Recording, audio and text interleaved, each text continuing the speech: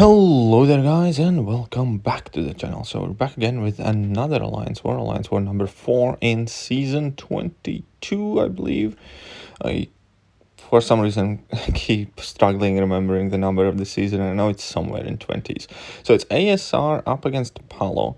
I'm going to be doing path 1, which is kind of becoming my standard path. I get thrown about relatively frequently, but in most recent times I kind of end up on path 1 for the most part.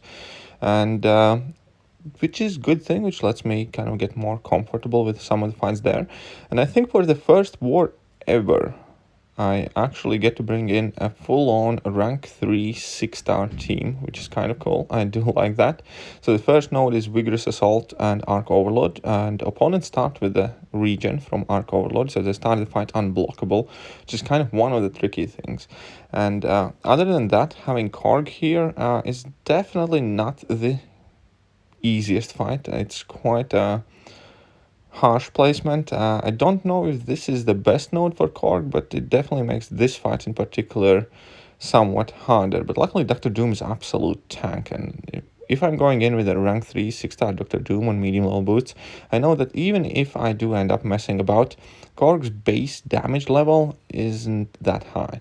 I'm not going to take any damage back from Korg's rock shields, rock stacks, so overall I wasn't too worried about this fight at all. There we saw that those regens expired. I just wanted to get that indestructibility off before I launch my level 3, and here I pretty much go for it straight up. Now I will make a few small mistakes later on in the fight, but again we're just gonna see how tanky that Dr. Doom is. And that level 3 also deals a significant amount of damage, and it's also kind of like a perfect situation where it's a rank 3 6-star being used offensively against a maxed 5-star. So I kind of have innate advantage in a sense. We can see by PI wise, even when we compare, I'm not that far off Korg's PI. So even though the nodes definitely make the fight trickier, just having a stacked Doom is so helpful. Now there I misjudged the timing a bit, and he was still unblockable, but it didn't cost too much health either way. And next up I'm going to be going up against Terax. Now Terax cannot be power controlled by Dr. Doom, and it is an important thing to remember. Now Dr. Doom still has a quite good matchup against Terax, but you will not be able to power steal from him, and that is extremely important in case you do think that you can go in a regular Doom cycle. Because if you're going to push him to level 3, bad news for you, you're not going to be able to reduce Terax's power. So yeah, don't do that. Don't ever push Terax level 3 with Dr. Doom, which is kind of like the one main thing to remember here. Another thing is this node has Masochism active, so I will have to constantly battle against that regeneration, as well as obviously I'm going to have to battle with Terax's rock shield. No, that, well, I don't even know how that field is called, but that energy damage he does whenever he's nearby. So I do need to keep an eye on his power level, and for the most part I just try to kind of like parry and be relatively passive whilst he has it active, and then I just try and deal as much damage in between those intervals. This isn't the easiest fight, isn't the perfect matchup for Dr. Doom, but once again I was quite comfortable in how tanky Dr. Doom is, how much damage he can put out, and we can see that slightly over a minute in, I have taken some damage, but not nearly as much as I have chipped that Terax down. And yeah, so I do make some mistakes out there. Level 1 is actually quite helpful to get rid of those indestructibility stacks as well and push him away from me. Now he's back up to 23% health, but at this point the end of the fight is quite near. We can see that he's at last 2% and the fight is over. So yeah, Dr. Doom once again, definitely not the perfect matchup there, but good enough to feel relatively safe. That was it for me in section 1. I could have taken that Invisible Woman, but we had 2 Human Torches nearby. The only assignment written next to the name of Invisible Woman was Human Torch, but she was still linked and I didn't have enough energy initially, so I just let somebody else handle that. But I will still have a fair amount of fights here in section 2, because I do the bottom mini boss and top mini boss on the left side. So I'm gonna apply here some medium level boosts, 15% attack boost, 15% health boost, and a 20% champion boost. So I'm not boosting too hard. At this point in the war, we also had a relatively decent sizable lead. I did heal up my Dr. Doom before I boosted up, and this fight has EMP modification, which Dr. Doom doesn't care about because Dr. Doom is shock immune, fully immune, so even passive shocks will not deal any damage. And then you have Burden of Might. So long as I don't dex and then let my power kind of expire, again, it's not really the hardest node to go up against. Not to mention that Heimdall is an absolute food for Dr. Doom.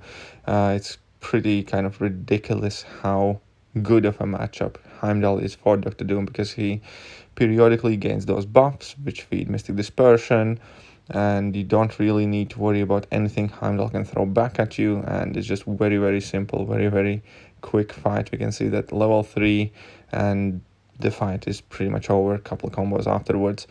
So now I'm going to be moving on to path 1 once more, and this one I believe has that vigorous assault, and I actually really, really like this fight. I'm going to be using Warlock, but Mysterio is quite an annoying dude to go up against. I really don't enjoy fighting Mysterios, and it has a lot to do with the fight feeling kind of fragmented. When he throws his special attack, you can't punish it, either level 1 or level 2, because level 1 you're going to take damage back, level 2 you're going to end up missing your hits. So my strategy here was not to let him use a special attack ever, and we can see how I'm going to achieve that. I'm basically parrying him a lot, and whilst I have my infection active on Mysterio, as long as he tries to heal, I constantly keep power draining him, and Warlock's power drain is actually potent enough to permanently keep that Mysterio basically under 1 bar of power, or if he ever goes above that bar of power, by the time he gets up after being knocked down, it's again below a bar of power. And then in addition to that, obviously the bleeds on the heavy attacks do decent enough damage, and we can see that within a minute that Mysterio has pretty much absolutely melted, and he never had a single chance to throw a special attack. And yeah, I did really, really enjoy this fight in particular. Next fight that I'm going to be going up against is going to be Iron Man Infinity War. It is quite tricky placement, has Buffet node active and Lionheart, but Warlock is by far my favorite counter for this fight in particular. I have used him actually at this point I think like half a dozen times already.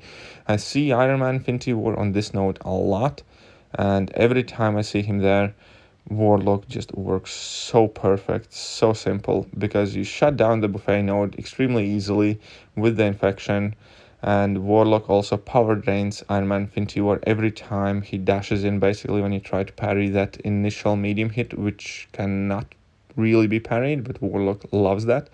And then I just spam heavy attacks, because that prevents me from worrying about anything else. If he doesn't have any armor ups, those heavy attacks still inflict bleed, it's still a debuff, it's still consistently power drains the Iron Man Infinity War, and if he does have armor ups, well, still, he cannot auto block even if you are at the 15% range. But to help me with that 15% range, I always save up my level 3 to about a border when he's about to hit that 15%, and then I can drop my level 3, and I know that that will keep his power in check, absolutely no problem, and I will run absolutely no risk of Iron Man Infinity War getting to his level 3.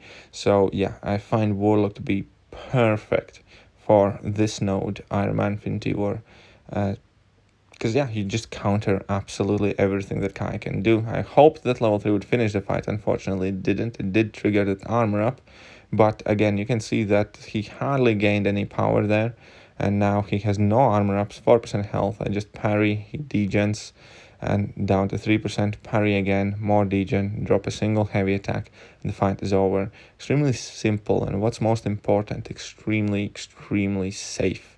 You do feel very, very safe doing that fight. And next fight is going to be Wasp here at top. I'm going to use Warlock once again. I'm actually going to mess up a slight amount in this fight, but that base idea base node that you would have to worry about would be the strike counter power suppression, but I'm simply going to ignore the node altogether, and the only thing I'm going to do is throw basic attacks, and I'm not even going to try to have access to my special attacks. So once again, here we can see that I started the fight by just parrying a lot, by making sure that infection is active, but here is the biggest mistake where I accidentally got parried myself. And that was quite annoying. That was a bit scary, especially as I am in a corner right now. So it means I have to evade some of those heavies or specials against the wall. And it can be tricky as Wasp has guaranteed crits on heavies. So I did get slightly worried, but that was my own user error, not that Warlock wasn't doing a fantastic job. And here at this point, it's a very simple parry heavy. She's consistently losing her power. She can't use her level 1, and her health is just melting. Once again, completely ignoring the buffet node, completely ignoring everything else. Warlock is such an Alliance War beast. I absolutely love having this guy at rank 3, SIG 200. And now the final fight of this war. This fight is actually kind of funny.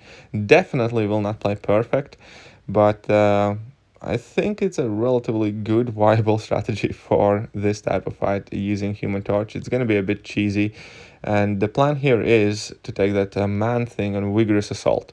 Now, the first thing that we need to know is that Man-Thing is a stubborn defender, and Man-Thing, if Man-Thing is below 50% health, will trigger regeneration buff every single time Man-Thing is throwing special attack. But I'm going to be trying to kind of blitz her down in one go from 50% to 0. And the idea here is I'm just going to take in a ton of parries and a ton of blocks, and unfortunately I do miss some, but it's not the biggest worry because Man-Thing isn't really the hardest hitting champion either.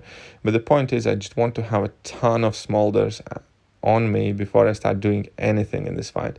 And we can see that I'm up to 20 smolders, my temperature is maxed out, and that Man-Thing still gets some hits in me, which is annoying, which is definitely a user error. I wasn't playing this perfectly at all, but I'm still very, very confident in the strategy that I have here. And we can see that couple hits now deal so much damage, 32 smolders. I want to parry this to remove that indestructible, and now unfortunately I did get a slight delay in my level 2, which I shoot in a block, but still that Man-Thing absolutely melts without throwing a single special attack, and the fight is over. But yeah, that is it for today's war. I hope you guys enjoyed it, and see ya.